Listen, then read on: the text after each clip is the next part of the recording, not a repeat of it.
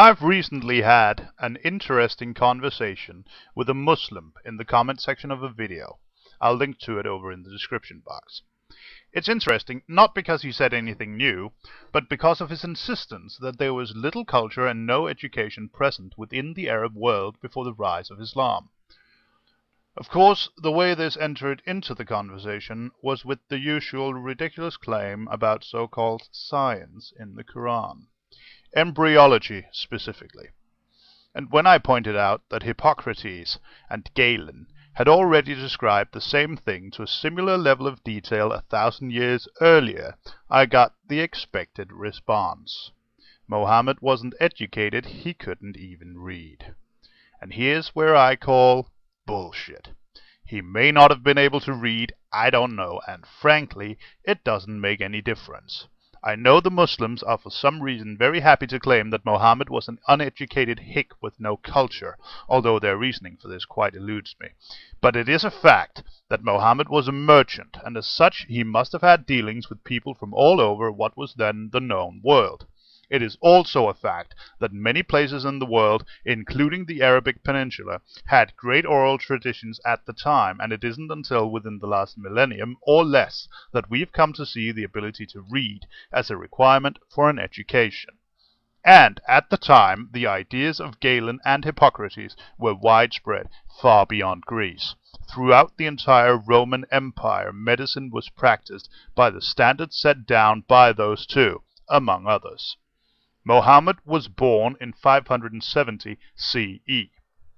At this time, the Byzantine, or East Roman, Empire still covered the Mediterranean coast of the Middle East, the Sinai, Egypt, and North Africa, all the way over to Carthage. The Persian Sassanid Empire covered the east coast of the Arabic Peninsula, as well as the entire northern half of it, all the way into what is today Iraq, bordering up to the Byzantine Empire, and following the coast of the Arabic Peninsula all the way down to what is today Yemen. Claiming that Mohammed conducted no trade with either of these two great empires throughout his life is simply ignorant.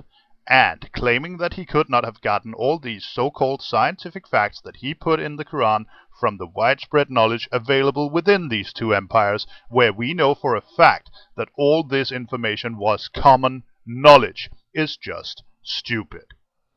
But for some reasons, Muslims have a tendency to bury any and all history before the Islamic takeover of whatever territory. In the Arab world, the time before Islam is referred to as Jahiliyyah, or the days of ignorance. So when I briefly pointed out that Mohammed didn't need to read in order to know these things, it came as little surprise when I got the following response. I'll let you read it yourself. Pause the video if you need to, I'm moving on. This is of course complete nonsense. The reason we see so little of pre-Islamic historical artifacts, buildings and literature from the Arabic Peninsula should be obvious. The Muslims fucking destroyed it all. And they're still working on it, suppressing pre-Islamic history in Pakistan, suppressing the Zoroastrian minority in Iran, bombing ancient Buddha statues, and so on and so forth. After 1400 years of suppressing the very idea of a pre-Islamic culture, the Islamic world has completely forgotten that there was a thriving culture across the Middle East for centuries before Muhammad was born. For a contemporary example of how the Islamic world tries to distort history, click the link over in the description box. Now, none of this is very surprising, but it is an interesting bit of insight into how the self-reinforcement of religious fanaticism works.